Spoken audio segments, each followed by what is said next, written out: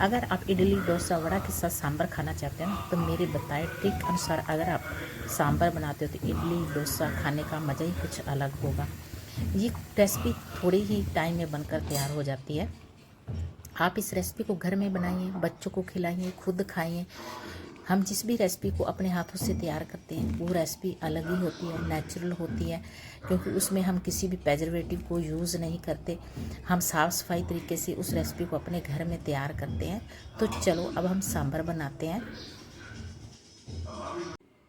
सांभर बनाने के लिए मैंने यहाँ 1 कटोरी हरहर की दाल लिया, जिसे तुरत दाल भी बोलते हैं। तो अब हम इसे अच्छे से 2 से 3 बार पानी से धो लेंगे। हमने दाल को मसल कर अच्छे से 2 से 3 बार पानी से धो लेना है। दाल को मैंने 3 से 4 बार अच्छे से पानी से धो लिया और एक बड़े पतीले में मैंने दाल को डाल दिया और बीच में मैंने पानी भी डाल दी। पानी मैंने थोड़ा ज़्यादा डाला है कि दाल है वो भीगने के बाद थोड़ा फूलेगी भी और सॉफ्ट भी हो जाएगी। तो अब हम इसे आधा घंटा भिगो कर छोड़ देंगे। अब हम इसके ऊपर लगा देते हैं प्लेट। दाल को भिगोए आधा घंटा हो चुका है। तो अब हम इसे चेक कर लेते हैं। दाल काफ़ी फूल चुकी है। दाल बनाने के लिए हमने यहाँ प्रेशर कुकर लिया है और भिगी हुई दाल को हम इसमें डाल देते हैं।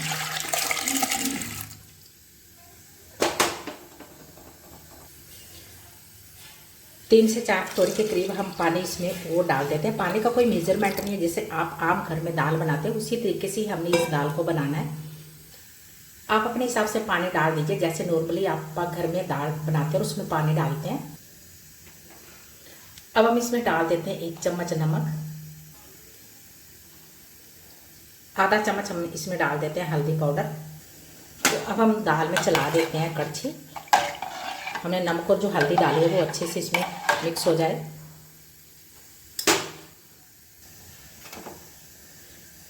थोड़ा सा हम इसमें डाल देते हैं देसी घी, जिससे विशल आएगी। वो दाल है जो वो विशल आने पर जब बाहर निकलती है तो वो बाहर नहीं निकलेगी। अब हम लगा देते हैं प्रेशर कुकर पे ढक्कन, यानी हम इसे बॉईल करने के लिए रखेंगे। 3 से 4 विशल हम लगवाएंगे जब तक हमारी दाल है जो बनकर तैयार ना हो जाए।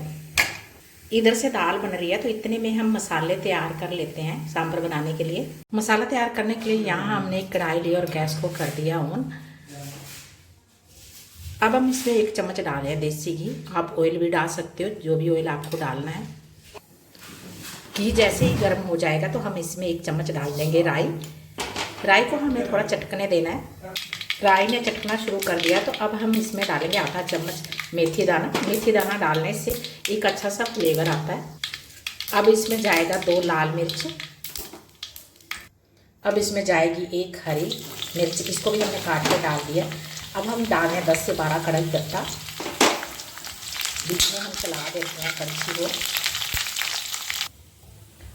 अब हम इसमें डाल देते हैं 1/4 चम्मच हींग। ये हींग बहुत ही इम्पोर्टेंट है, इससे एक अच्छा हींग को स्किप मत करें। अब हम इसे थोड़ा सा हिला लेंगे, इसे थोड़ा सा पका लेंगे 5 से 10 सेकंड के लिए। अब हमने यहाँ 1 प्याज लिया और उसको हमने ऐसे पतला पतला काट लिया। तो अब हम वो भी डाल देते हैं। प्याज को हमने ब्राउन होने तक पकाना है। 1 से 2 मिनट के लिए हम प्याज को पकाएंगे, जिससे प्याज है थोड़ा ब्राउन हो जाएगा। आप चाहें तो अनियन को बारीक भी काट सकते हैं, लेकिन जब हम इसे पतला पतला और लंबा काटते हैं तो एक अलग सा ही टेस्ट आता है सांभर में। हमने प्याज को ज़्यादा डार्क नहीं करना। अगर आप ज़्यादा डार्क करोगे तो सांभर में एक कड़वा सा टेस्ट आ जाता है। तो हमने हल्का इसे ब्राउन करना है। प्याज हल्के ब्राउन हो चुके हैं। तो अब हम यहाँ डाल रहे हैं टमाटर। मैंने यहाँ 2 टमाटर लिए थे, उनको मैंने इस तरह बारीक काट लिया था। टमाटर डालने से सांभर में एक खट्टा मीठा अच्छा सा फ्लेवर आ जाता है। अब प्याज को भी हम अच्छे से हिला लेंगे। टमाटर को भी हम 3 से 4 मिनट के लिए पकाएंगे, जिससे टमाटर है वो थोड़ा सॉफ्ट हो जाएंगे। 3-4 मिनट हो गए हैं तो टमाटर है वो भी सॉफ्ट हो गए हैं। 2 से 3 मिनट हो चुके हैं और टमाटर जो हमने डाले हैं वो भी बिल्कुल सॉफ्ट हो चुके हैं। तो अब हम डालेंगे इसमें सब्जियां। तो मैं अब आपको दिखा देती हूँ कि मैं कौन कौन सी सब्जियां इसमें यूज़ करने वाली हूँ। यहाँ हमने 2 गाजर ली थी, उसको भी हमने बारीक काट लिया था। यहाँ मैंने 2 बैंगन लिए थे, उनको भी हमने इस तरीके से काट लिया। और यहाँ 1 पेठी का मैंने टुकड़ा लिया था, उसको भी मैंने छोटे छोटे पीसेज में काट लिया था। आप अपने हिसाब से सब्जियां ले सकते हैं, जो भी सब्जियां आपके घर में अवेलेबल है। मेरे घर में ये सब्जियां पड़ी थी तो मैं इन्हीं को ही यूज़ कर रही हूँ। तो अब हम सब्जियों को, सारी सब्जियों को बीच में डाल देते हैं और अच्छे से हम इसको हिला देते हैं।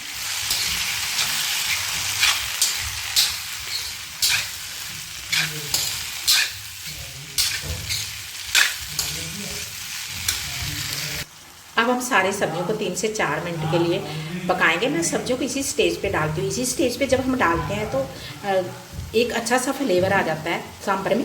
कई लोग क्या करते हैं कि सब्जियों को बॉईल करके डालते हैं तो वो इतना टेस्ट सांभर में नहीं आता। कई लोग सब्जियों को कुकर में बॉईल कर लेते हैं, तो बॉईल करने से वो ओवर कुक हो जाती है और उतना अच्छा टेस्ट भी नहीं आता सब्जियों में। आप चाहें तो बॉईल कर भी सकते हैं, लेकिन मैं आपको सजेस्ट कर रही हूँ कि अगर आप इस तरीके से सब्जियों को बनाते हैं तो एक बढ़िया सा फ्लेवर आ जाता है सांभर में। अब हम इसमें डालेंगे थोड़ा सा नमक। हमने नमक कम ही डालना है क्योंकि पहले भी हमने दाल में डाला है, उस हिसाब से नमक डालें। आधा चम्मच के करीब मैं यहाँ डाली या लाल मिर्ची। आप अपने हिसाब से मिर्च मसाला डाल सकते हैं जितना भी आपको डालना है। सब्जियाँ काफ़ी सॉफ्ट हो चुकी हैं। अब हम इसमें 1.5 चम्मच के करीब डाल देते हैं सांभर मसाला।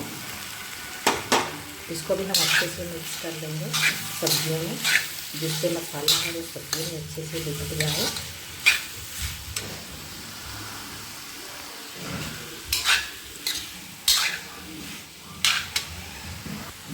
सांभर मसाले को हम अच्छे से सब्जियों में मिक्स कर लेंगे। जो मसाला हमने डाला है तो सब्जियों में अच्छे से लिपट जाए। सब्जियां हैं वो अच्छे से पक चुकी हैं बिल्कुल। यहाँ मैंने 3 से 4 स्पून इमली की चटनी ली है, इसको भी हम बीच में डाल देंगे। मैंने थोड़ी सी इमली ली थी और उसको आधे कप गर्म पानी में भिगो कर रख दिया था, फिर मैंने मसल कर उसको अच्छे से छन्नी से छान लिया था। तो इस तरह आप इमली की चटनी तैयार कर सकते हो घर में ही।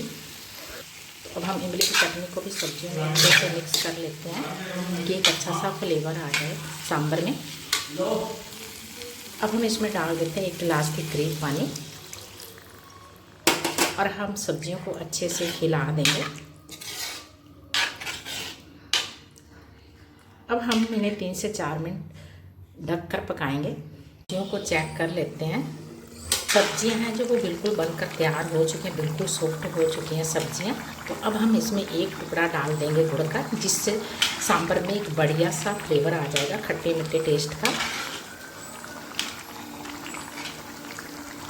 आप चाहें तो इसमें शुगर भी डाल सकते हैं, लेकिन गुड़ डालने से एक बढ़िया सा टेस्ट आ जाता है सांभर में।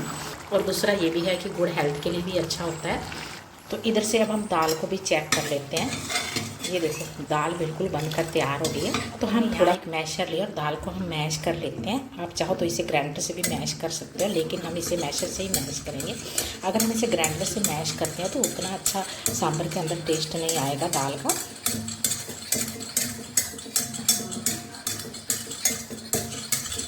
तो हम थोड़ा सा इसे चला देंगे जिससे दाल है वो मैश हो जाएगी।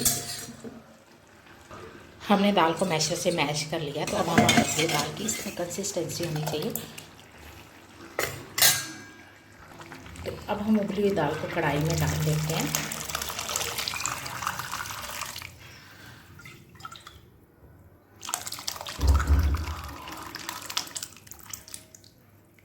अब हम इसमें अच्छे से कच्ची को चला देते हैं।